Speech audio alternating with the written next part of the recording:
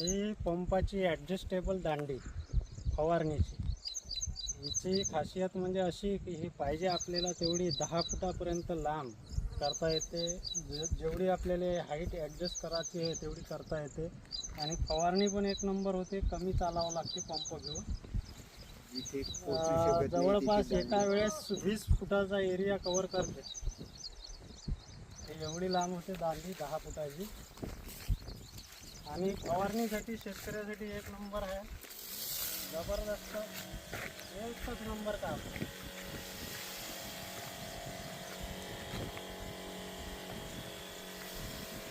मजा आली.